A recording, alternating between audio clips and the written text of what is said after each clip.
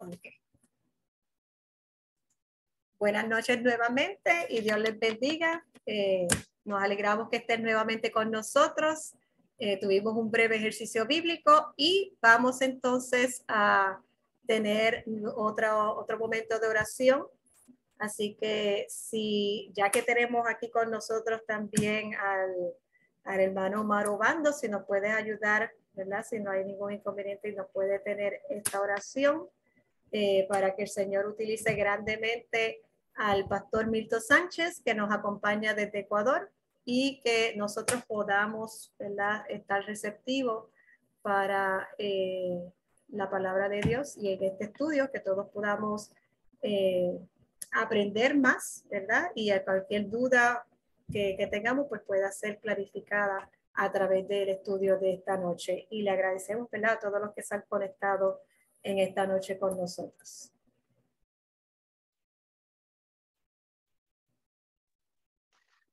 Muy bien, buenas noches, Siri. Buenas noches con todo este lindo grupo de Generación Poderosa. Un feliz sábado, Dios los bendiga. Es un placer también acompañarlos. Bueno, me toca entonces hacer la oración, ¿verdad, Iris? Muy bien, vamos a orar. Querido Dios, muchas gracias. Alabamos tu nombre en esta oportunidad tan maravillosa que nos permite reunirnos juntos como hermanos para poder abrir tu palabra. Sin antes, Señor, pedir que tu Santo Espíritu pueda tocar nuestros corazones y así poder comprender el mensaje de salvación, de esperanza para nuestra vida. Dirige a nuestro pastor que nos acompaña en esta noche y a cada corazón presente de diferentes partes del mundo, aquellos amigos que siempre están allí acompañando Generación Poderosa, están compartiendo con más personas para que así también el mensaje siga llegando a todas partes del mundo. Bendice esta reunión y acompáñanos. Oramos en el nombre de Jesús. Amén. Amén. Muchas gracias.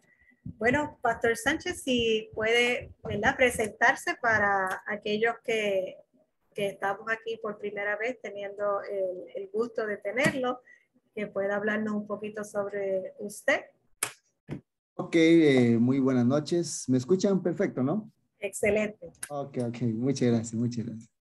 Primero que nada, permítame agradecer a Dios, gratitud a Dios por esta oportunidad que me brinda de poder estar en este grupo selecto, ¿no? Un grupo donde se reúnen, realmente es un privilegio, ¿no? Así que agradezco a Dios por esa oportunidad que me ha brindado, el de conocerlos, aunque sea a través de este medio, ¿no? El Zoom, pero es una manera de poder conectarnos un poquito, aunque sea conocernos, ¿no? Y también agradezco a mi hermana Violeta, ¿no? Mi hermana por la invitación extendida. Les saludamos desde aquí de Ecuador, específicamente desde Guayaquil. Aquí ahorita estamos con bastante calorcito en este lugar, ¿no? Así que saludos muy cordiales desde aquí para cada uno de ustedes, ¿no? Creo que están de algunos lugares, ¿no? De Sudamérica, me imagino, ¿no? Así que una alegría realmente esta noche estar acá también con ustedes, ¿no? Bueno, pues mi nombre es Milton Sánchez. Actualmente estamos laborando en la parte, lo que es en una institución adventista. Estamos laborando allí, ya tenemos más o menos como unos 3 años en esa área, ¿no? Estuvimos como 13 años en la parte también ministerial. Así que actualmente estamos, como dije hace un momentito, pues en la parte netamente educativa, ¿no? Entonces, bueno, mi esposa también está, me parece, aquí también esta noche. Tenemos ya 20 años tenemos de casados, ¿no es cierto? Estamos ya caminando a los 21 años. Tenemos 2 hijos, por ahí vi que estaba mi hija, está por aquí también reunida. Bueno, mi hijo no, parece que no lo vi por allí, pero son 2 hijos que tenemos, Israel y Génesis. Ellos actualmente están estudiando en Argentina, ¿no? Entonces en la Universidad Adventista, están preparándose también allá. Así que pues con mi familia es un verdadero placer el poder compartir este tiempo con cada uno de ustedes, ¿no? Ojalá, y bueno, yo siempre digo, Dios a veces tiene sorpresas. Sería lindo que algún día, pues, imagínense conocerlos de manera personal, ¿no? realmente sería muy hermoso. Pero bueno, entonces esta noche, como dije, se me invitó para que pudiera compartir con ustedes este estudio que ustedes semana a semana, imagino, lo tienen, ¿no? Entonces, y justamente se me pidió que pudiera hablar un poquito sobre el tema del santuario. Recién tuvieron ahí un pequeño concurso, una actividad justamente del santuario. Voy a compartir aquí unas diapositivas que preparé. Permítanme, aquí lo tenemos. Vamos a esto. Ok, ahí se ve. En esta presentación igual traté de contestar algunas preguntas que se me hizo llegar. No creo tener las respuestas de todo. Sin embargo, vamos a compartir con ustedes algunos aspectos que son muy importantes justamente en el tema del santuario, ¿no? Ustedes saben que esto forma parte de una de nuestras creencias como iglesia y justamente, y de paso les comento, ¿no? Y ustedes también tienen que saber esto, justamente la creencia del santuario es una creencia exclusiva de la iglesia adventista, ¿no? O sea, nos distingue a nosotros. Es más, incluso todas las creencias que nosotros tenemos parten justamente del santuario, ¿no? Ahí prácticamente está todas las creencias que nosotros tenemos. Incluso imagínense que ustedes saben que la iglesia adventista, por ejemplo, hace algunos años atrás, bueno, antes eran solamente teníamos 27 creencias, ¿no? Y luego salió la creencia número 28, que era el crecimiento en Cristo. Y interesante, incluso más adelante voy así brevemente pronto indicarles cómo en el santuario también, ¿no es cierto?, se encuentra establecido el crecimiento en Cristo, cómo nosotros podemos crecer, porque yo siempre he dicho que volvernos cristianos no es complicado en realidad, ¿no? Hacerse cristiano. Pero mantenerse en la vida cristiana ese es otro asunto realmente donde sí requiere ya algo más, ¿no es cierto? Por decirlo así, un cierto tipo de esfuerzo, si lo podemos llamar así, ¿no?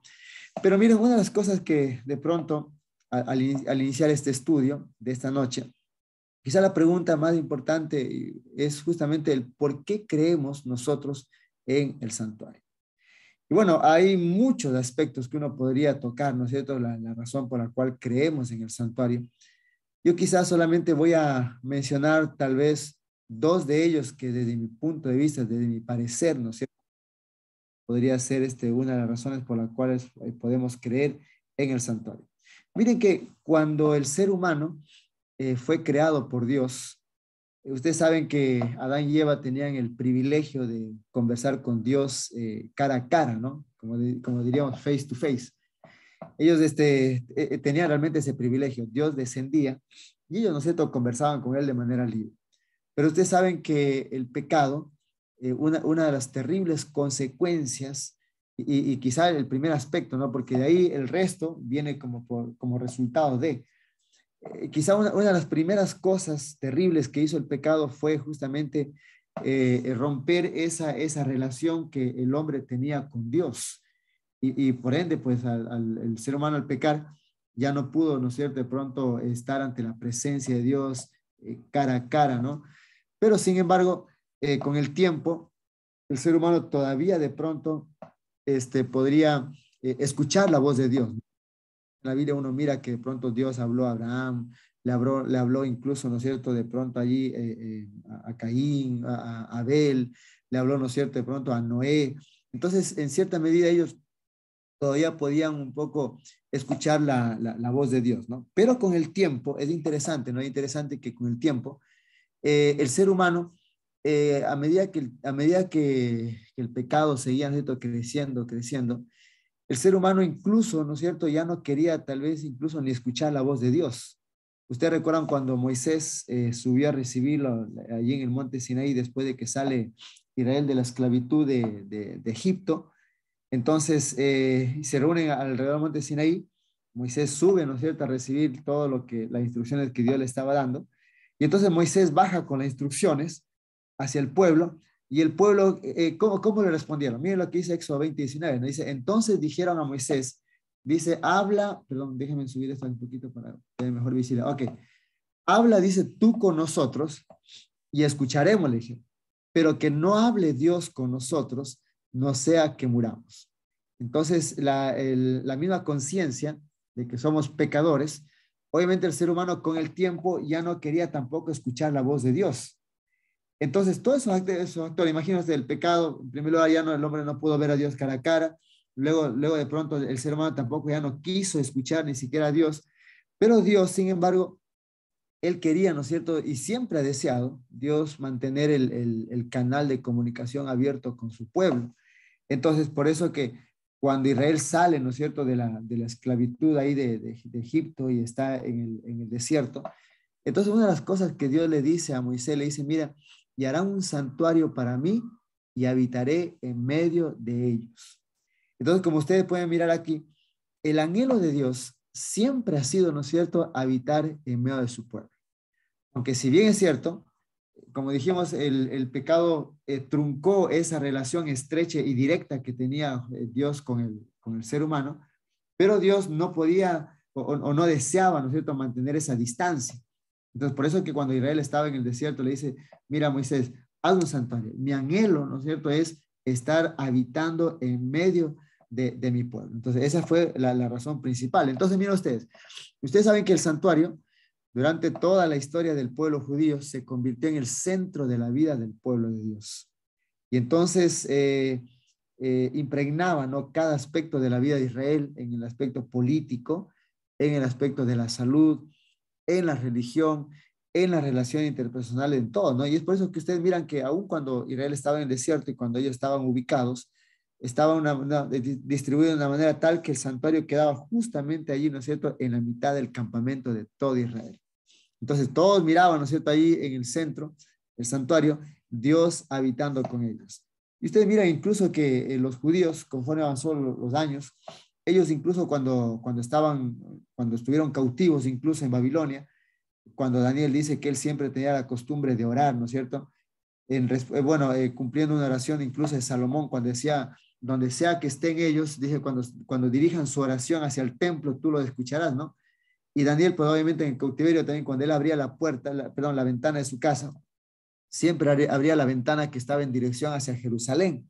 Ahí, aunque tal vez de pronto ellos no tenían físicamente el santuario, sin embargo, ¿no es cierto?, para los judíos era tan importante el asunto, ¿no es cierto?, de lo que es el santuario, porque ahí mostraba que Dios estaba íntimamente relacionado con su pueblo, ¿no? Entonces, miren ustedes, cuando Jesús viene acá a la tierra, se cumple también el asunto, ¿no? Porque dice que decía que una virgen concebirá y dará a luz un hijo y llamará su nombre Emmanuel, que traducido, ¿qué cosa es? Dios con nosotros. ¿Notan ustedes? Entonces Dios siempre ha estado interesado y más que nada en el deseo de estar relacionado con nosotros.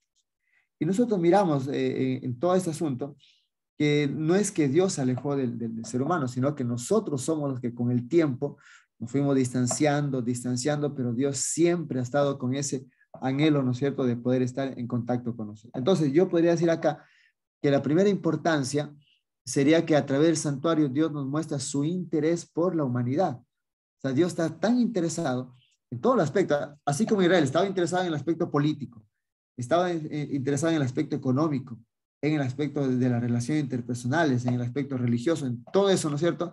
Entonces Dios también hasta el día de hoy está profundamente interesado, ¿no es cierto?, por nosotros.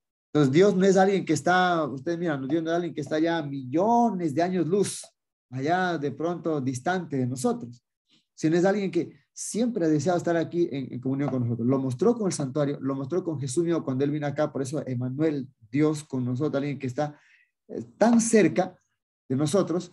Y para mí personalmente esa es una de lo que le hace importante al santuario, porque nos va a mostrar a nosotros su interés justamente. Ahora, otro aspecto, miren acá. Génesis 22:7 dice, entonces habló Isaac a Abraham su padre y le dijo, Padre mío. Y él respondió, heme aquí mi hijo. Y él dijo, he aquí el fuego y la leña, mas ¿dónde está el cordero para el holocausto? Ustedes recuerdan, ¿no es cierto?, esta historia, cuando justamente Dios le pide a Abraham que sacrifique a Isaac. Y de una u otra manera, desde que el ser humano pecó y Dios le pidió al hombre, ¿no?, que sacrificaran los corderos. A medida que transcurrían los siglos, siempre el cordero era un símbolo del verdadero cordero que quitaría el pecado del mundo, en este caso de Jesús.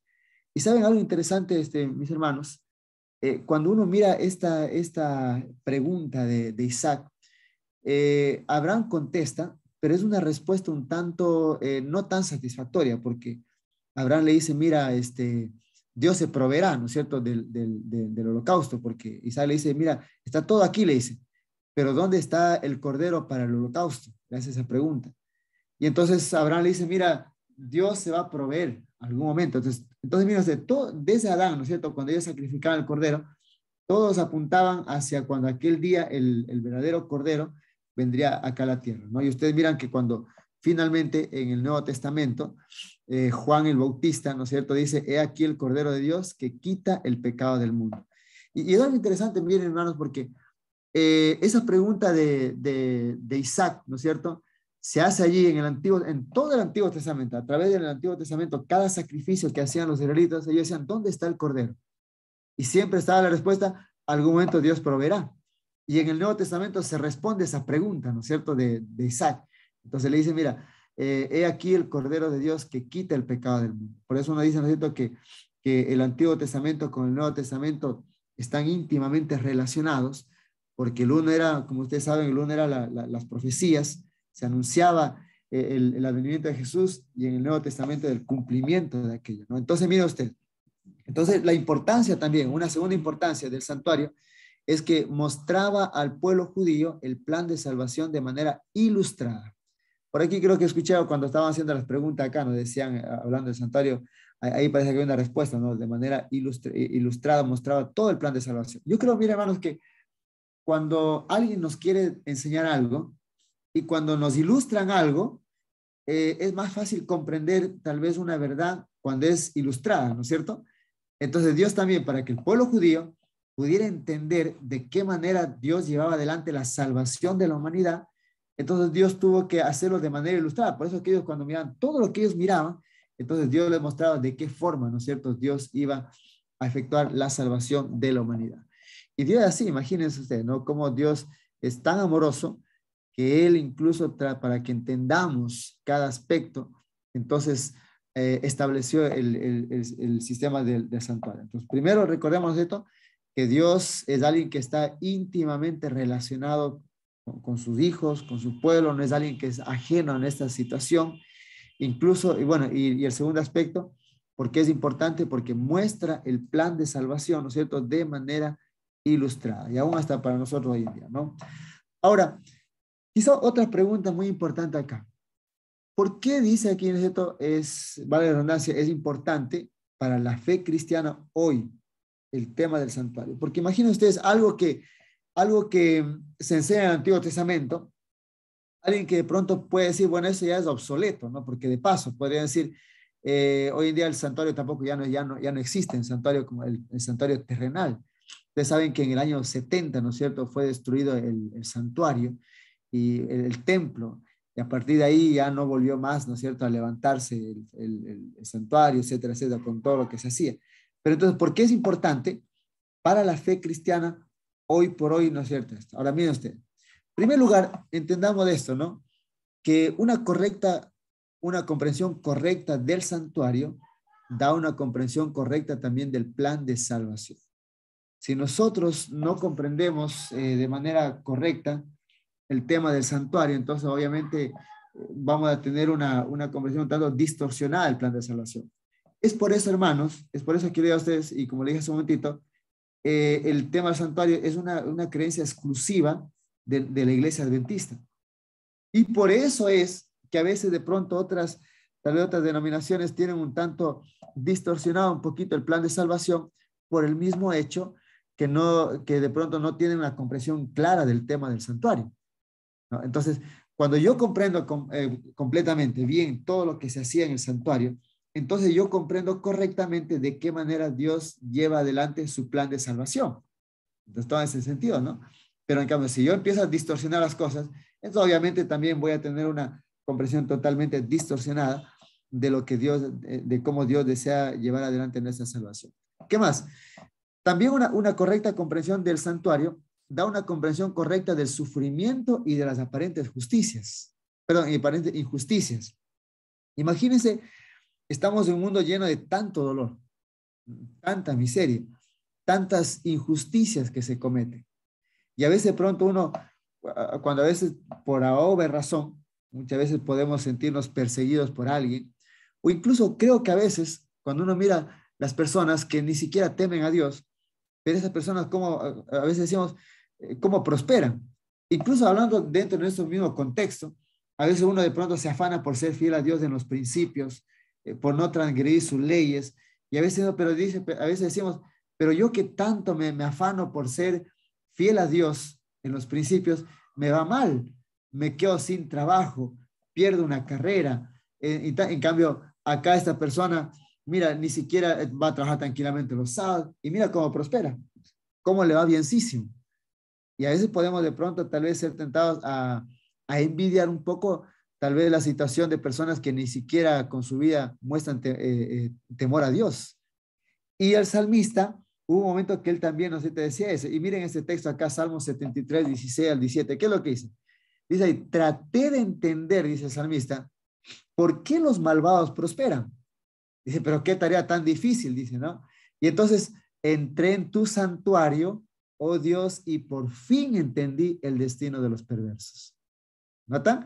Entonces, cuando yo entro, dice aquí el asunto, comprendo el santuario, de cómo Dios va a tratar finalmente el pecado. Entonces, ok, ahora sí entiendo, y entonces ni para qué voy a envidiar, ¿no es cierto?, a las personas que se esmeran en vivir apartadas de Dios, se esmeran en transgredir la ley de Dios, se esmeran en hacer daño a otras personas, porque lo que les espera a ellos es terrible, porque el santuario me muestra de qué forma Dios tratará el pecado.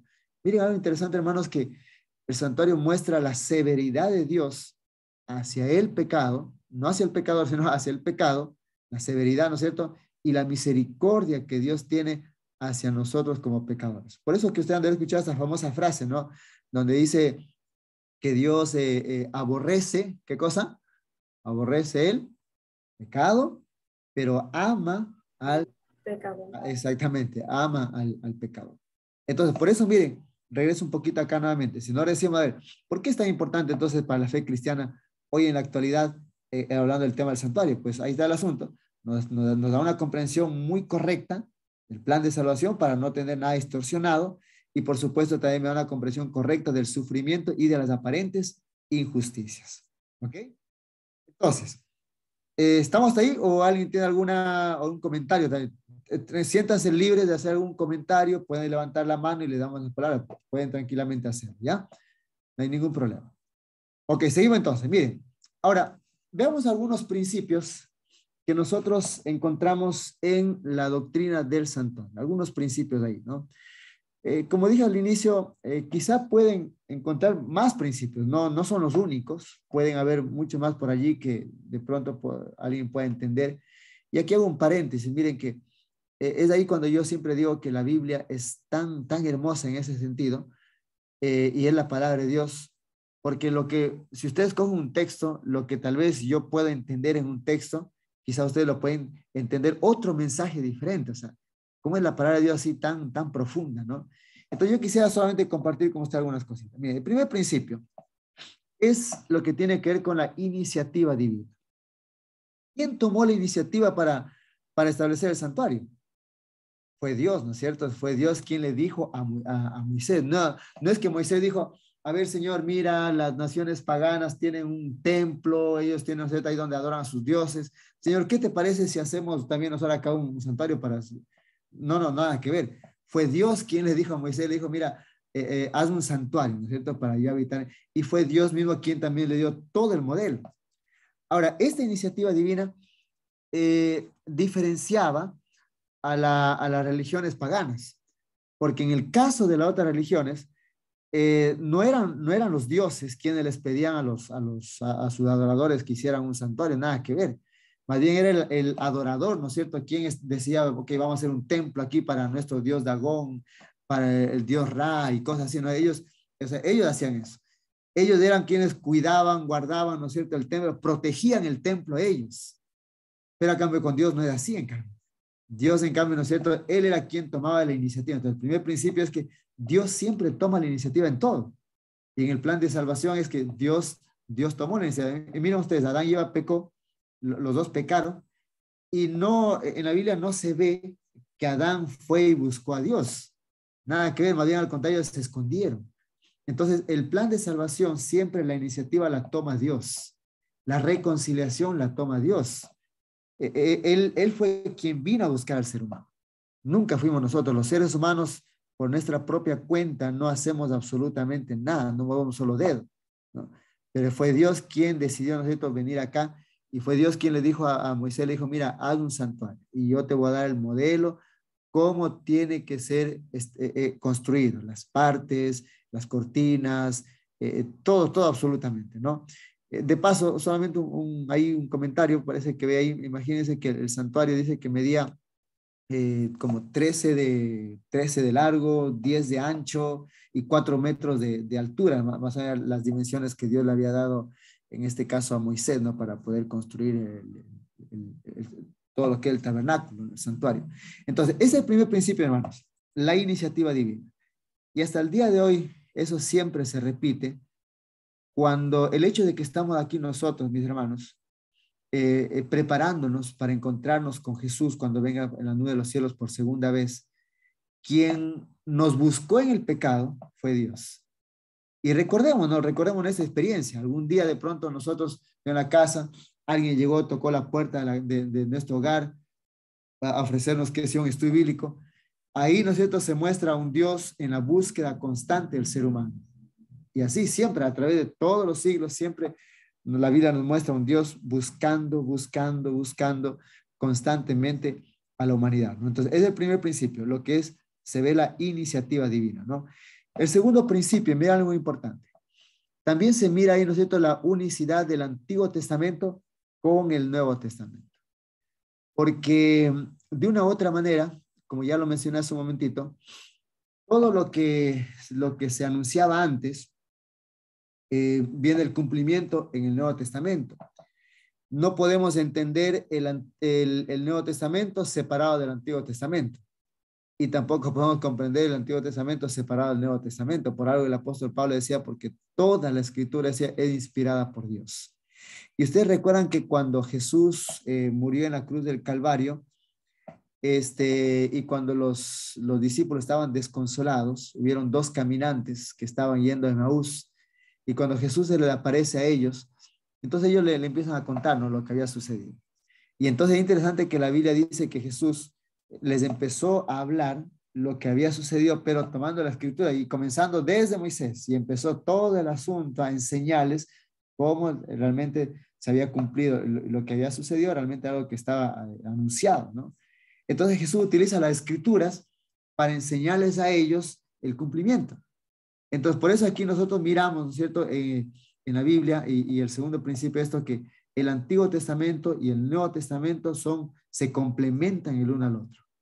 Y Pablo mismo, ustedes miran que en la Biblia cuando él hace, incluso especialmente el libro de Hebreos, es un libro que utiliza bastante, habla mucho del Antiguo Testamento cuando trata de hacer comprender el ministerio sumo sacerdotal de Cristo, lo que se hacía en el santuario. Y él utiliza mucho, ¿no es cierto?, los textos del Antiguo Testamento para hacernos entender esto. Entonces ahí está, miren lo que es la unicidad, ¿no es cierto?, justamente de estos dos testamentos que son muy importantes. Entonces ese sería el segundo principio. Recordemos, el primer principio era la iniciativa divina. El segundo principio es la unicidad del Antiguo Testamento con el Nuevo Testamento que se mira allí, en todo lo que es el santuario. Los corderos que se sacrificaban, todos apuntaban hacia Cristo. El pan que estaba ahí, ¿no es cierto?, que el pan de la proposición apuntaba a Cristo. El candelabro de oro también apuntaba a Cristo. Todo, imagínense ustedes, hermanos, que incluso los muebles, interesante, ¿no?, que imagínense la mesa de los panes estaba compuesto de dos materiales, ¿no?, la madera y recubierto de oro, lo cual simbolizaba la doble naturaleza de Cristo. La fuente de bronce también, de paso, el bronce también dice, simboliza, estaba leyendo por ahí un comentario, nos dicen que el bronce también simbolizaba el ¿cómo es la naturaleza humana de Jesús, porque con respecto al oro es de menos calidad, ¿no es cierto? El bronce en este caso. Entonces, todo eso siempre tenía a Cristo como su cumplimiento. Entonces, miren ustedes la unidad que existía justamente en él, ¿no? Y el tercer principio, lo que tiene que ver con la tipología, que ya lo hemos venido mencionando, que todo apuntaba hacia Cristo y lo tenía como el centro, ¿no es cierto?, del cumplimiento. Miren ustedes que en el Antiguo Testamento había muchas profecías mesiánicas que se hacían y luego en el Nuevo Testamento es el cumplimiento, ¿no es cierto?, de aquello, teniendo como centro a Cristo Jesús. Por eso siempre se dice que en la Biblia realmente el personaje central de todo absolutamente es Cristo. Y el tema central de la Biblia es el plan de salvación. O sea, cómo Dios lleva adelante la salvación de la humanidad. Entonces aquí están los tres principios, recordamos nuevamente. Uno, la iniciativa divina. Dos, la unidad del Antiguo Testamento con el Nuevo Testamento. Y tres, lo que es la tipología, ¿no es cierto? Lo que se preanunciaba acerca de lo que es el ministerio que Cristo realizaría acá en la tierra. Ahora, miremos rápidamente, hermanos, cuáles son las tres partes del santuario y qué representan cada una de estas. Y aquí, miren, yo voy a hacer de pronto detallar algunos aspectos en esta parte, ¿no? Primero tenemos nosotros aquí, miren, el atrio, lo que comúnmente también se conocía, ¿no es cierto?, como el patio. Ahora, algo interesante, hermano, ustedes saben esto, que la entrada del santuario, la puerta de entrada, ¿hacia dónde estaba generalmente? Si no me al norte, sur, este, oeste, los 4 puntos cardinales. La entrada, ¿hacia dónde quedaba básicamente? Porque aún hasta eso, hermanos, tenía una representación bastante interesante, ¿no? Una enseñanza que se daba. Ustedes miran que la puerta del atrio, ¿no es cierto?, se encontraba dando hacia el este, hacia donde sale el sol. ¿Y qué quería enseñar esto? Que cada vez que las personas entraban al santuario, daban la espalda, ¿a dónde? Daban la espalda al sol. Y las naciones, generalmente, las naciones paganas, siempre, bueno, algunos de ellos adoraban al sol, tenían como una deidad. Pero cuando el pueblo judío tenía esa entrada ahí y cuando Dios había establecido eso, ellos reconocían que no adoraban al sol, que no era su Dios, ¿no? Entonces, cada vez que ellos entraban, daban las espaldas, ¿no? Y entonces, cuando entraban al atrio, allí justamente en el patio, estaban dos muebles principalmente. Estaba el altar de los holocaustos y también lo que es la fuente de bronce, que se dice que estaba hecho de los espejos de bronce de las mujeres que guardaban el templo, que velaban ahí en la entrada del templo, ¿no? Entonces, esto, ¿qué simboliza? Representa la obra de Cristo en la tierra. Eso es lo que representaba, ¿no? Porque ustedes miran ahí cuando se sacrificaban los corderos, por eso se dice que el altar del holocausto representa la cruz de Cristo, donde Él entregó nuestra vida justamente, perdón, su vida por cada uno de nosotros, ¿no? Entonces, ahí estaban esos dos muebles, principalmente. Ahora, entonces, luego, cuando usted seguía entrando, un poquito más, entonces entraba al lugar santo. Y ahí en el lugar santo habían básicamente tres muebles. En la parte al norte se encontraba lo que es la mesa de los panes de la proposición. En la parte, en cambio, ¿no es cierto?, sería mirando como quien dice hacia el oeste, lo que estaba delante de la cortina que separaba el lugar santo, el lugar santísimo. Estaba el altar de los inciensos y al sur se encontraba, en cambio, el candelabro de oro, ¿no? Entonces, allí justamente es interesante que los panes, todos los sábados, los sacerdotes tenían que estarlos renovando, ¿no es cierto? Y el pan que ya salía de ahí era para el consumo también de los sacerdotes, ellos tenían que comerlo, ¿no? Era pan sin levadura porque representaba también a Cristo, que es el pan de vida, ¿no? El altar del incienso es lo mismo, ellos siempre tenían que estar ofreciendo ahí un olor grato, la presencia de Dios. Y el candelabro también tenía que estar constantemente encendido. Ahora, yo quisiera hacer un hincapié aquí. Bueno, antes de eso quiero ver aquí esto. Esto representa la continua intercesión de Cristo por su pueblo. ¿Ah? Ahora, yo quisiera también hacer aquí un paréntesis. Miren esto. Aparte de lo que menciona de qué representa, el crecimiento en Cristo. Yo le decía a usted hace un momentito que hacernos cristianos es fácil, pero mantener la experiencia cristiana es otra cosa muy, muy, muy diferente, ¿no? Y saben que cuando nosotros leemos el camino a Cristo, básicamente se dice que hay tres cosas que todo cristiano tiene que hacer para poder crecer en Cristo Jesús. Y voy a regresar nuevamente acá un ratito a la parte del atrio. Miren usted acá. Ok, perdón, aquí. Ok, aquí tenemos, ¿no?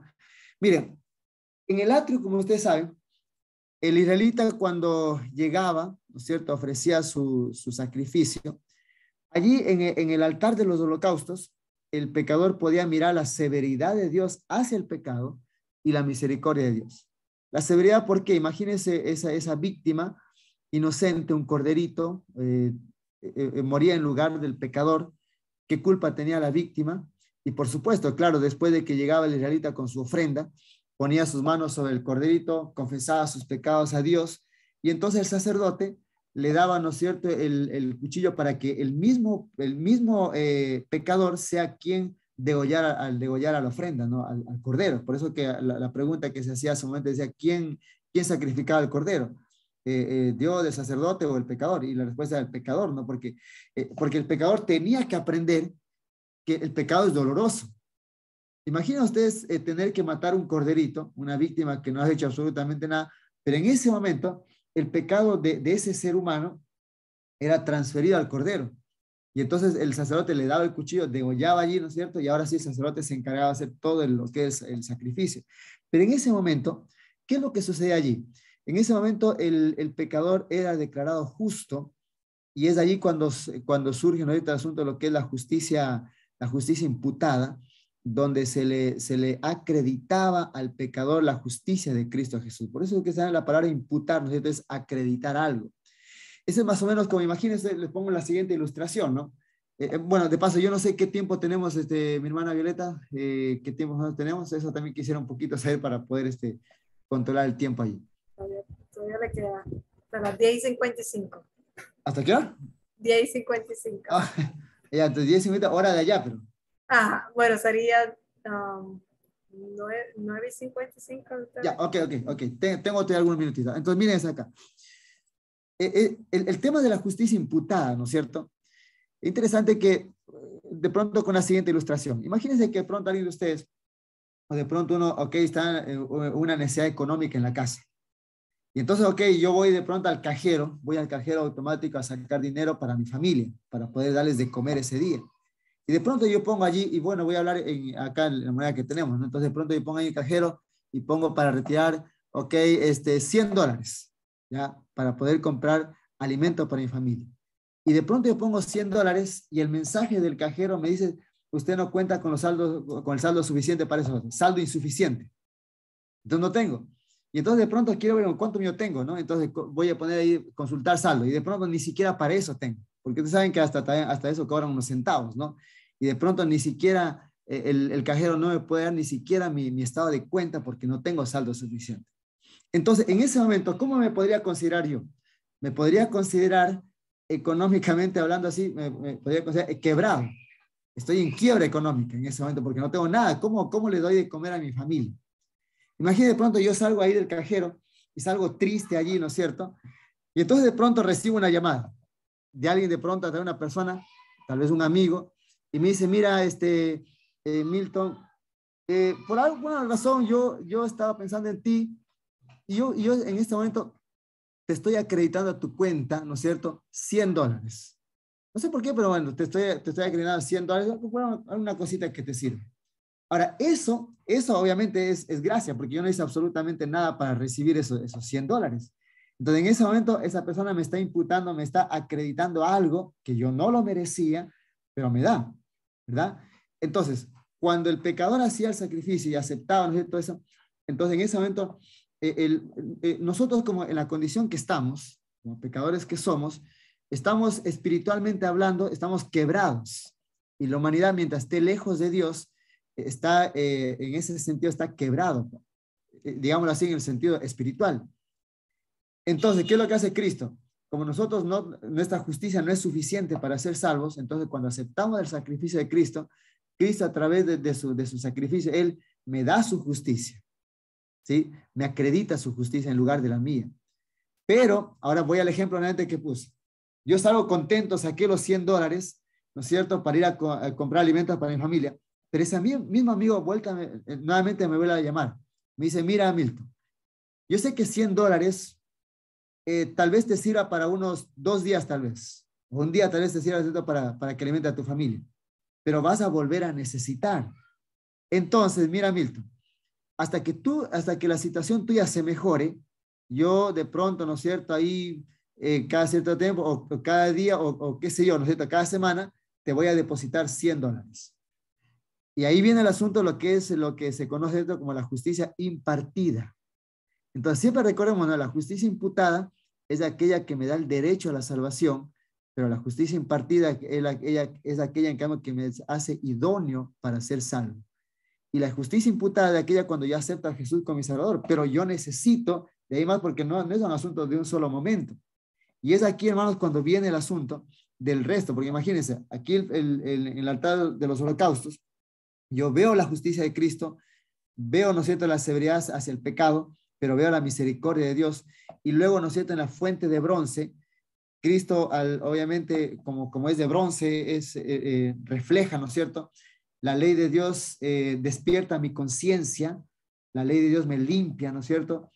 Al ver a Cristo, su carácter me ve reflejado y mi vida pecaminosa, entonces yo necesito de limpieza. Pero eso no se queda allí nomás.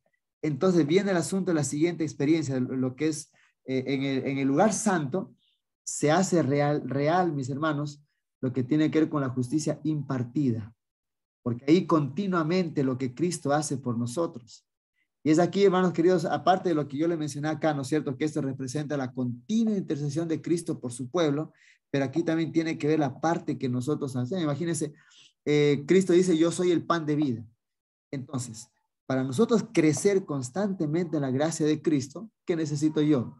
Alimentarme de Cristo, del pan de vida, constantemente. Entonces, eso representa también mi vida de comunión diaria con Dios, del estudio de su palabra, constantemente, todos los días, ¿no? Y es más, incluso como acá dice, cada sábado el sacerdote renueva el pan, nosotros también, cada sábado que vamos nosotros allí a la iglesia, nos renovamos también con el pan espiritual. Cada momento, el pan fresco que tenemos, ¿no? Ahí. Y luego, en cambio, el altar de los inciensos, en cambio, representa ¿qué cosa? La vida de oración de cada uno de nosotros. Y es ahí, ¿no es cierto?, en cambio, cuando Cristo le añade incienso a nuestra oración, porque imaginen ustedes, sin los méritos de Cristo, nuestra oración ni siquiera traspasaría el techo de nuestra casa. Pero si mi oración llega al trono de Dios, y noten ustedes que el altar de los inciensos estaba justamente delante de la cortina que separaba el lugar santo y el lugar santísimo, que ustedes saben que el lugar santísimo representaba, ¿no?, el trono de Dios. Entonces, nosotros lo mismo, para que mis oraciones lleguen al trono de Dios, Cristo es quien, ¿no es cierto?, con sus méritos añade incienso a mis oraciones, y con los méritos de Cristo, con el incienso de Cristo, entonces nuestras oraciones se vuelven un olor grato ante Jehová, ¿no?, ante Dios. Entonces, ahí está el asunto. Representa la vida de oración constante. Y el candelabro de oro, en cambio, aquí, aparte de que que también se dice representa a Cristo, pero también tiene otra faceta, ¿no? Representa también el Espíritu Santo. Y es interesante, hermanos, que el candelabro de oro no era de dos materiales, sino era de oro macizo, ¿no? Y eso, obviamente, el Espíritu Santo, el Espíritu Santo es 100% divino. Ahora, no estoy con esto diciendo que Cristo no es 100% divino, porque no es que Cristo es mitad humano y mitad Dios, no, nada que ver. Cristo es plenamente divino, 100% Dios y 100% humano. Pero lo que voy acá al asunto es que el Espíritu Santo está representado en el candelabro de oro y siempre alumbrando, ¿no es cierto?, alumbrando nuestras vidas para que entendamos incluso la Sagrada Escritura. Pero aparte de eso, imaginen ustedes que también Cristo dijo que nosotros somos también, ¿qué cosa? La luz del mundo. Y es aquí también cuando a través del Espíritu Santo nosotros podemos alumbrar a las personas a través de una vida de testificación. Por eso que ahí están las tres cosas, miren: el estudio de la Biblia, la oración constante y una vida de testificación nos ayuda a crecer constantemente en Cristo Jesús. Y eso Elena White en el Camino de Cristo lo habla, ¿no es cierto?, el asunto de cuán esencial son estos tres elementos en la vida cristiana. Por eso le decía a usted hace un momentito, cuando la iglesia, ¿no es cierto?, sacó la la creencia, el crecimiento en Cristo. En resumidas cuentas también habla sobre este asunto, estos tres aspectos, estas tres actividades que son muy importantes en la vida del creyente, y así va creciendo constantemente, de manera continua. Y justamente esto representa lo que Cristo hace continuamente por cada uno de nosotros, ¿no?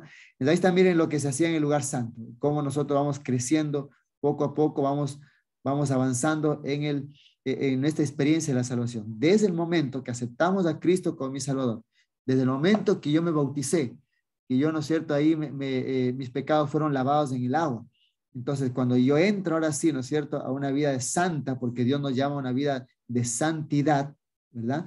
Porque dice que nosotros, Dios dice, sé santos, como vuestro Padre que está en los cielos, de santo, es perfecto. Entonces, y nuestra vida de santidad solamente puede ser llevada a cabo a través del estudio de la Biblia, de la oración y de una vida de testimonio constante, ¿no? Muy bien. Y entonces tenemos también el lugar santísimo, que ya lo mencionamos, que era el lugar, por decirlo así, el lugar más sagrado del santuario. Ustedes saben que allí solamente entraba el sumo sacerdote. Los sacerdotes no podían entrar en ese lugar, lo hacía solamente el sumo sacerdote, y lo hacía no todos los días, ¿no? Ni todos los meses, sino solamente una vez al año lo hacía, ¿no es cierto?, el sumo sacerdote. Y esto representa el trono y el gobierno de Dios, cuya base es la ley. Porque ustedes saben que dentro de esa urna que estaba allí, de esa arca, Dios le había ordenado a Moisés que pusiera la ley de Dios dentro, ¿no? Y entonces es allí cuando se dice que la base del gobierno de Dios siempre es la ley de Dios. Y saben, mis hermanos queridos, aquí también otro paréntesis, realmente nosotros sabemos que la ley de Dios siempre ha sido eterna y que no es un asunto, ¿no es cierto?, como a veces de pronto hay personas que dicen solamente cuando Dios en el Sinaí le dio las leyes, solamente a partir de ahí existieron, ¿no? Solamente de ahí se promulgó. No, la ley de Dios siempre ha sido eterna. Aún antes de que Satanás mismo se revelara en el cielo, la ley de Dios ya existía. Porque si la ley de Dios, imaginen ustedes, si no hubiera existido, ¿qué dice el apóstol Pablo? Donde no hay ley, ¿qué cosa dice? No se puede inculpar de pecado. Entonces, ¿cómo se hubiese inculpado a Satanás de pecado si no existía ley? Entonces, ¿sobre qué base le podían decir, a ver, Satanás ha pecado por esto?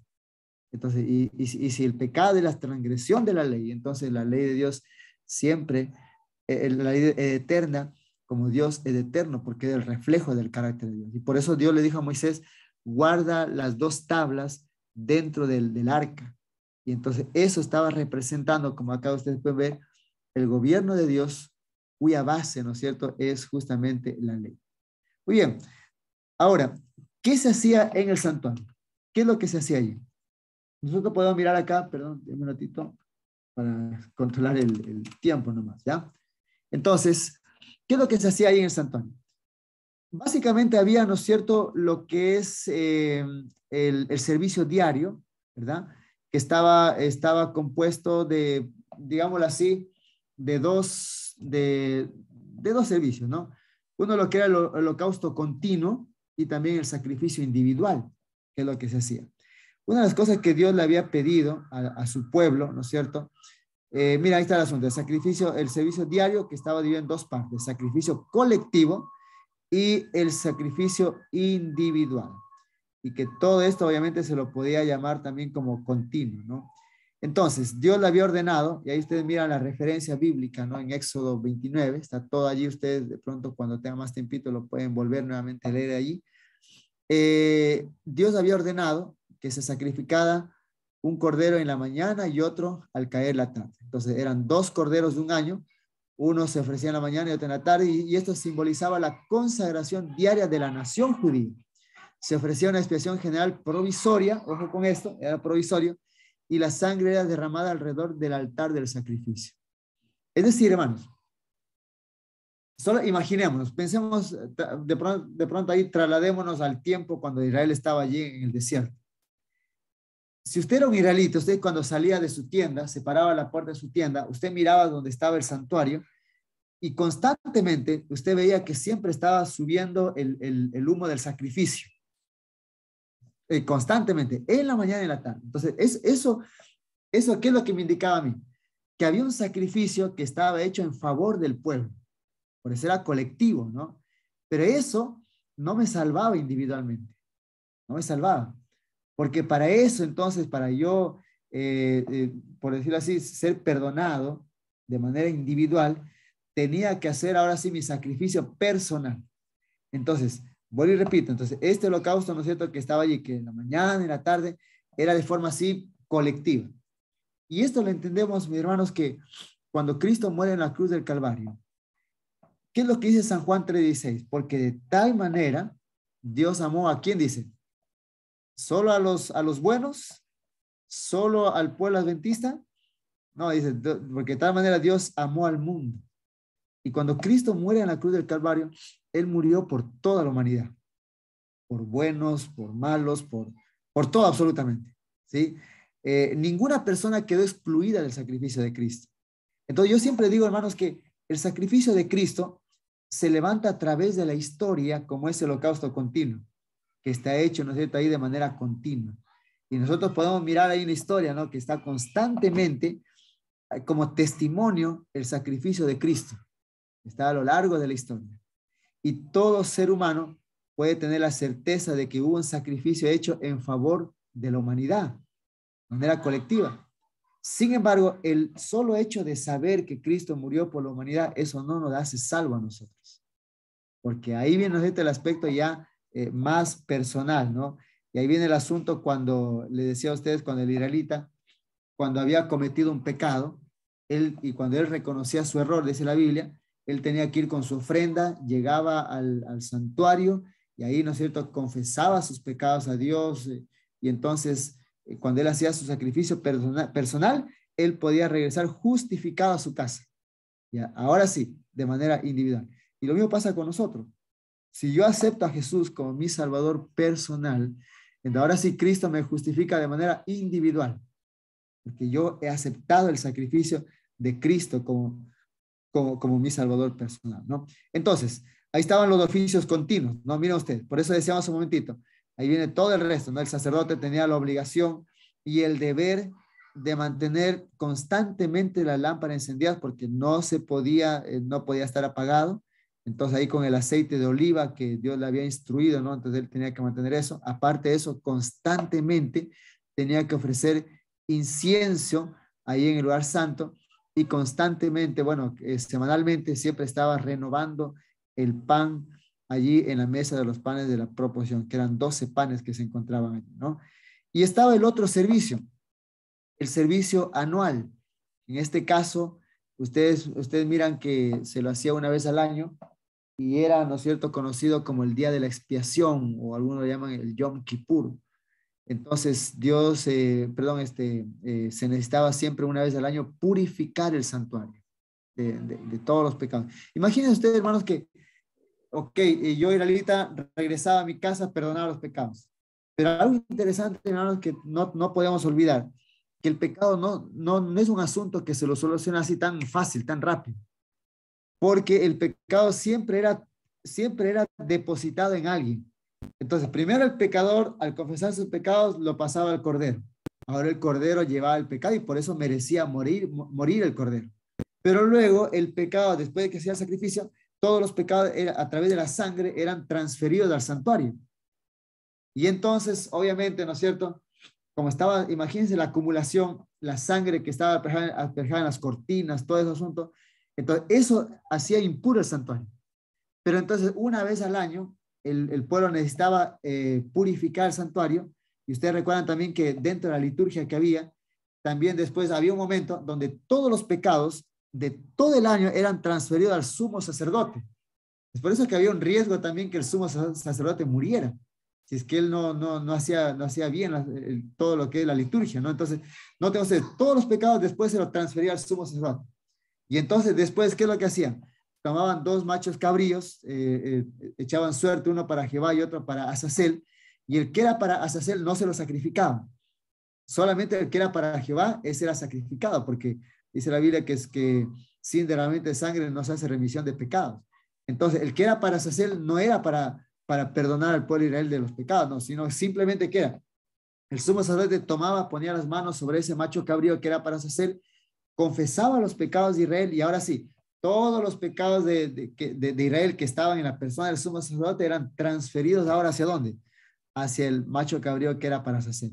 Y ustedes saben que después cogían y desterraban a ese macho cabrío y se iban al desierto y bueno, allá moría y ahí sí estaban libres del pecado, ¿no es cierto? Y ahora sí empezaban un año nuevo litúrgico, ¿no es cierto? Totalmente renovados y libres de aquello, ¿no? Entonces, veo la mano levantada. Sí, iba a preguntar, porque ya que mencionó lo de Azazel, que sería bueno, ¿verdad?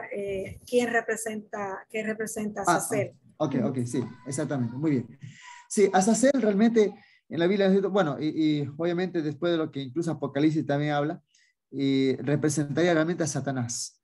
Porque cuando hablamos ya de la purificación del santuario, como dijimos, siempre alguien tiene que cargar el pecado. Cuando Cristo viene acá, Él carga con los pecados de la humanidad, ¿verdad? Él carga con todo. Entonces, pero al final del tiempo, el que va a llevar los pecados de toda la humanidad, el mayor culpable en primer grado, porque hablemos también que hay un segundo grado, que es la humanidad, ¿no? En primer grado es Satanás.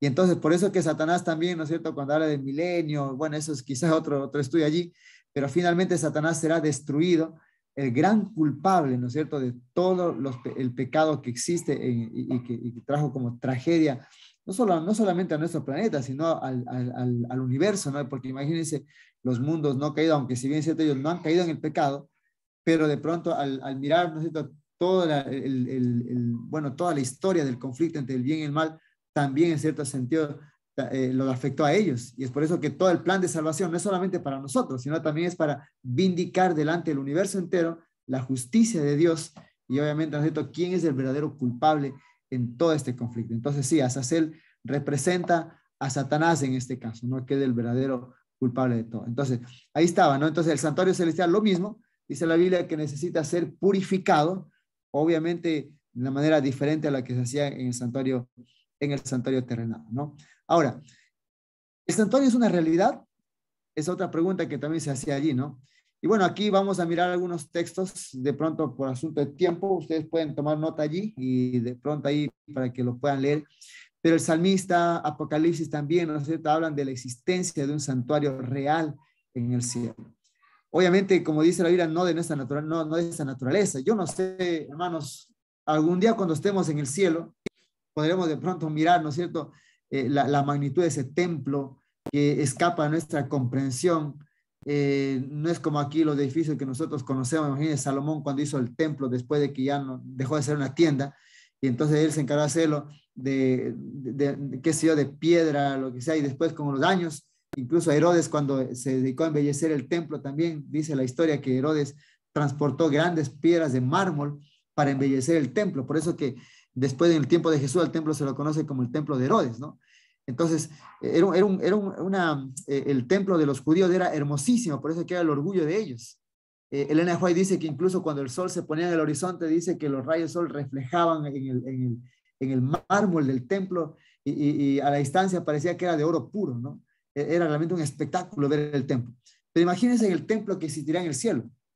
Entonces, realmente, según la Biblia, es un templo real, un santuario real que está allá en el cielo, ¿no? Pero obviamente no de la naturaleza como nosotros conocemos aquí en la tierra, que los seres humanos de pronto construyeron, ¿no? Ahí tengo algunas referencias. Aparte de eso, el santuario celestial sirvió como modelo para el terrenal. Y ahí también nosotros podemos decir que, imagínense, si yo tengo una sombra reflejada, la sombra siempre refleja de algo real, de mi cuerpo, ¿no es cierto?, que existe. Entonces, el santuario terrenal era figura y sombra del verdadero tabernáculo que está en el cielo. Entonces, si había un modelo, si había algo, ¿no es cierto?, un patrón que Moisés de pronto se le dejó ver, es porque existía algo real allá en el cielo, no algo solamente simbólico, nada por el estilo, ¿no?, sino que realmente es algo real. ¿Qué más? El santuario celestial y el terrenal, dice, se relacionan funcionalmente. Entonces, es un punto de acceso al celestial. ¿Qué más? Es el centro del gobierno de Dios y el lugar de la manifestación divina y del culto verdadero, ¿no es cierto? Ahí tengo algunos textos que ustedes pueden mirar allí, pero yo quiero terminar con esto, y quiero terminar esta noche esto por el asunto del tiempo. Pero miren ustedes acá, la última pregunta que quiero abordar es acá: la muerte de Cristo en la cruz, ¿no es suficiente para la salvación humana? Entonces, ¿por qué la necesidad de un mediador? Ustedes saben que un mediador, pues como su palabra mismo lo dice, es alguien que media entre dos personas que están en conflicto, ¿no? Y obviamente el mediador tiene que ser plenamente capaz de entender a las dos partes que están en conflicto. No puede solamente entender a una parte. Por eso siempre se dice que no hay otro mediador entre Dios y los hombres, sino Jesucristo hombre. Porque Jesús es el único en su especie, el único en su género. Por eso que Él es el unigénito, ¿no es cierto? En todo el universo, mis hermanos, no existe alguien semejante a Jesús. Porque Él es plenamente Dios. Y por ser Dios, Él entiende a Dios, entiende los requerimientos de Dios, ¿cierto? Pero también es plenamente humano y por ser humano nos entiende a nosotros nuestros requerimientos. Y entonces Jesús entiende cuando yo me siento cansado. Los ángeles no podrían tal vez entender en ese aspecto porque ellos son espirituales, no de pronto no saben lo que es un cansancio. Jesús me entiende cuando yo tengo hambre. Jesús me entiende cuando yo lucho con tentaciones. Jesús me entiende cuando mis amigos me dan las espaldas. Jesús me entiende lo que se siente el perder un ser querido. Yo siempre digo, ¿cómo creen ustedes que Jesús habrá sentido cuando murió su padre adoptivo, su padre terrenal, José? ¿No? ¿Cuánto dolor le pudo haber causado a Jesús? ¿No es cierto?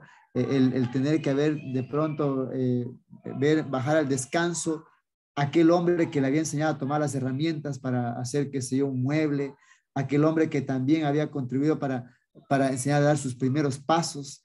Entonces, por eso que él sabe lo que se siente perder un ser querido. Él sabe lo que es sentirse rechazado. Entonces, por eso que es el único mediador. Entonces, mira usted. Entonces, una primera cosa que tenemos que entender es que la muerte de Cristo en la cruz es completa. O sea, no hay nada más que hacer. ¿Qué más le podría mejorar yo al sacrificio de Cristo? Absolutamente nada. Y la Biblia dice, en cambio, los sacrificios del Antiguo Testamento no eran completos, por eso que todos los días, todos los años necesitaban estar sacrificando constantemente corderos, porque no era completo. Pero en cambio la muerte de Cristo es una vez y para siempre, y realmente, ¿no es cierto?, no se le podía mejorar absolutamente nada al sacrificio de Cristo allí. Pero entonces, mire usted, déjenme bajar eso acá un ratito. Perdón, déjenme, porque me está obstaculizando. Ok. Entonces, el ministerio interesado de Cristo tiene 4 aspectos muy importantes. En primer lugar, Cristo, ¿no es cierto?, cuando Él, después de su sacrificio, y cuando Él asciende al trono, asciende al cielo, ¿no es cierto?, se une con el Padre y el Espíritu Santo para ayudarnos ahora a nosotros, ¿no? Y es por eso que cuando Él llega al cielo, y Él mismo decía, no, cuando yo vaya al cielo, dice, voy a rogar al Padre para que Él envíe el Consolador. Entonces, Cristo asciende e inmediatamente viene el Espíritu Santo acá, ¿no? Cristo salva completamente. Jesús justifica y por supuesto también nos salva a nosotros. Se identifica con nosotros. Nos lleva también a la misma presencia de Dios. Por eso, mire usted, si Cristo solamente hubiera, qué sé yo, solamente hubiera muerto y suficiente, ¿y para qué un mediador? Entonces, imagínense, nosotros estaríamos huérfanos de acá. Cristo no hubiese mandado al Espíritu Santo. Pero Él está mediando en este momento allá en el cielo por nosotros. Aparte de eso, ¿no es cierto? Como dice acá, se identifica con mis debilidades, y como se identifica con mis debilidades, entonces me lleva ante la presencia de ¿quién? Ante la presencia de Dios. Y entonces Jesucristo es el único que nos cambia y nos transforma. Él nos hace santos, nos capacita para vivir una vida nueva, nos salva de las consecuencias de la muerte eterna, y Jesucristo, por supuesto, vindica y defiende a su pueblo. Y todo eso lo hace, ¿no es cierto?, como el perfecto mediador. Por eso que si Cristo no estuviera en este momento, tal vez allá en el cielo, yo creo que por algo, por eso cuando Jesús, él se estaba defendiendo a los discípulos, le dice, miren, a ustedes les conviene que yo me vaya. ¿Ustedes recuerdan que Jesús dijo en cierta ocasión eso? ¿No? Dice, mira, a ustedes les conviene, porque los discípulos estaban tristes de que Jesús se estaba regresando al cielo. Y él les dice, miren, a ustedes les conviene que yo me vaya. Porque justamente, ¿no es cierto?, al estar allá en el cielo, pues obviamente Él entonces iba a presentarse ante el Padre por nosotros, porque se identifica conmigo, se identifica con mis debilidades, y ahora, hermanos queridos, yo tengo un representante en el cielo en este momento. Entonces, miren ustedes que en el santuario terrenal, solo el sumo sacerdote podía entrar al lugar santísimo, y cuando venía el día de la expiación, todo el pueblo se congregaba, y entonces todos tenían que estar en santa convocación porque sabían que su intercesor, su mediador, estaba allí en el lugar santísimo. Y todos sabían, ¿no es cierto?, que había alguien que lo estaba representando en ese momento. Y hoy en día es lo mismo, hermanos queridos. Nosotros no tenemos la capacidad, nosotros solamente llegamos, por decirlo así, hasta el lugar santo, porque al final de cuentas, después de que Cristo asciende al cielo, se acaba el sistema del sacerdocio, ahora Dios nos establece como sacerdote a nosotros.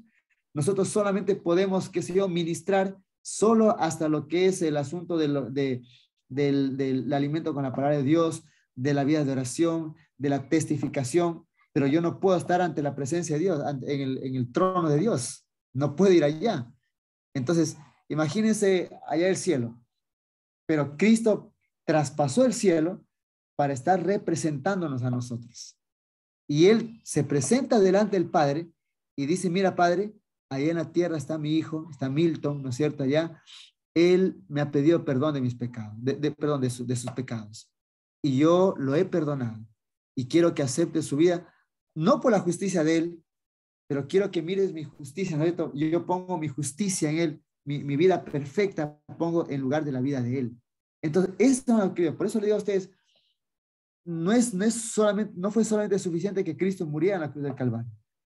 Y así como en el santuario terrenal, no era suficiente con que solamente se hiciera el sacrificio en el holocausto, porque el israelita no es que ya, ok, sacrificaba el cordero, regresaba a su casa, no, pero él sabía que en el santuario se estaba haciendo algo más por él.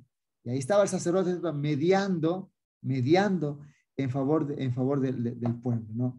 Por eso es importante el ministerio sacerdotal de Cristo como nuestro mediador. Conclusión, mis hermanos. Al entender todo esto, yo podría decir acá, yo creo que qué palabras más oportunas que lo que dice la Biblia acá, el apóstol Pablo en el libro de Hebreos, capítulo 4, versículo 14 al 16. ¿Qué es lo que él dice? Por tanto, teniendo un gran sumo sacerdote que traspasó los cielos, Jesús, el Hijo de Dios. ¿Cuál es el consejo? Dice, retengamos nuestra profesión, porque no tenemos un sumo sacerdote que no pueda compadecerse en esas debilidades, sino uno que fue tentado en todo según mi semejanza, pero sin pecado. Acerquémonos pues confiadamente al trono de la gracia para alcanzar misericordia y hallar gracia para el oportuno socorro. Mis hermanos queridos, yo creo, como dije hace un momentito, que el sistema del santuario, ahora que está, ¿no es cierto?, en el cielo, es hecho todo en favor de nosotros. Y nosotros tenemos todo para poder llegar a la salvación. Pero miremos lo que aquí el consejo que Dios nos da a través del apóstol Pablo. Ahora que somos conscientes, ¿no es cierto?, siempre que hay alguien que está representándome en el cielo, ¿no es cierto? Y alguien que me entiende perfectamente, porque no es alguien que está allá en el cielo sin entenderme, no, es alguien que me entiende. Si de pronto estoy luchando con algún vicio en mi vida, entonces con alguna tentación fuerte, Cristo me entiende y Él está mediando, está orando por mí, ¿no es cierto?, constantemente, pidiendo al Padre para que me pueda conceder toda la ayuda, porque Él me entiende completamente. Si alguien de ustedes de pronto está sufriendo por alguna situación que esté pasando dolorosa en su vida, en su hogar, Cristo también se presenta ante el Padre y pide por nosotros, representando a nosotros. Yo digo, qué bien uno se puede sentir que hay alguien que está ahí justamente representándome ante el trono de Dios. Y algún día podremos nosotros finalmente, cuando lleguemos al cielo, poder abrazar a nuestro Jesús, aquel sumo sacerdote, aquel que está mediando por nosotros, y vivir con Él por siempre, por la eternidad. Entonces, por eso acerquémonos entonces ahora sí con toda confianza, ¿a qué cosa dice? Al trono de la gracia, para que de esa manera podamos alcanzar la misericordia y hallar gracia para el oportuno socorro. Mis hermanos queridos, es mi deseo de mi oración. Como dije hasta el inicio, tal vez yo no tenga todas las respuestas ante nuestras inquietudes, pero hemos podido compartir un poquito con ustedes algunas de las preguntas y quizá quedan más cosas, porque el santuario es tan profundo, hay tantas cosas por estudiar. Ahorita solo hemos visto generalidades, porque solamente de la vestimenta del sacerdote hay tantas enseñanzas. De las cortinas es otra enseñanza más. De los postes, de todo eso, hermanos queridos, tiene tanta enseñanza. Solo hemos visto generalidades en esta noche. Hermana Violeta, muchas gracias por la invitación y ojalá pues algún momento podamos nuevamente tener la oportunidad de compartir con ustedes un momentito.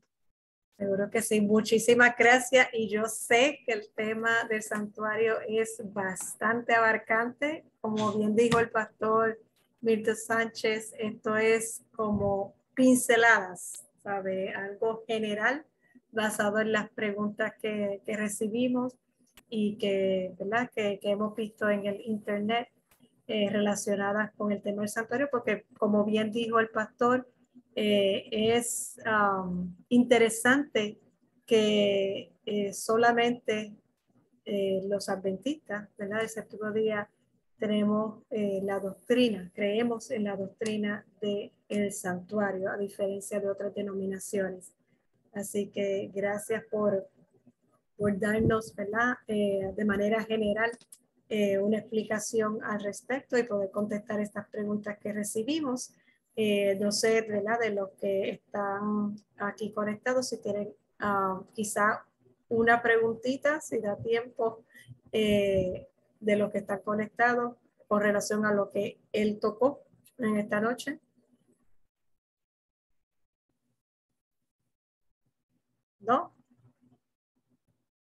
Aprovecho para darle bienvenida, no lo había visto anteriormente, veo por aquí a Abel Wong, así que saludo hermano Abel, no sé de dónde nos acompaña, pero gracias por estar en esta noche, al igual que todos los demás que se han conectado, de Ecuador, de Perú, y aquí de Estados Unidos, de la Florida, de Puerto Rico, de Colombia también. Agradecemos de todo corazón y gracias nuevamente Pastor Sánchez por estar en esta noche. Yo creo que parece que quedó claro y esperamos, ¿verdad? Por el favor de Dios, si en otra fecha futura que tengamos, que pueda estar para darnos esa explicación que usted dice que tiene con relación a las vestimentas y lo que había dentro, ¿verdad? Del santuario y la simbología que tiene a su vez.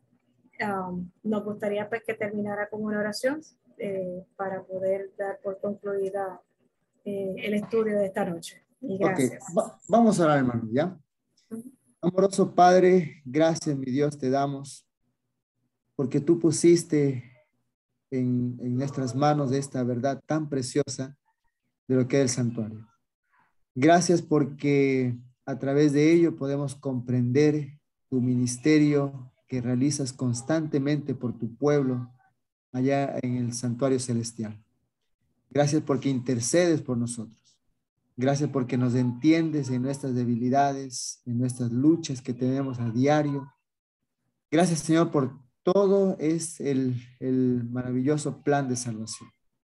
Ruego por las familias que están aquí representadas, que tú bendigas sus vidas, que tú bendigas, oh Dios, sus luchas que puedan estar teniendo y que cada día, Señor, podamos seguirnos preparando para algún día estar allá en ese templo donde estaremos constantemente adorando y glorificando tu nombre por la eternidad, Señor. Gracias por este sábado también y que este sábado podamos deleitarnos en tu presencia. Y una vez más, Señor, te agradezco porque me has dado la oportunidad de compartir un tiempo con este grupo de hermanos maravillosos, Dios. Cuida de ellos, bendice este ministerio también, bendice a la hermana Violeta, que es de pronto la que está liderando este ministerio también, Señor, en todo momento. Oramos en el nombre de Jesús. Amén, Señor. Amén. Bueno, muchas gracias y buenas noches. Que Dios les gracias, bendiga. Un feliz sábado, que el Señor los bendiga. Feliz sábado, un abrazo a la distancia para todos. Que descansen. Gracias. Amén.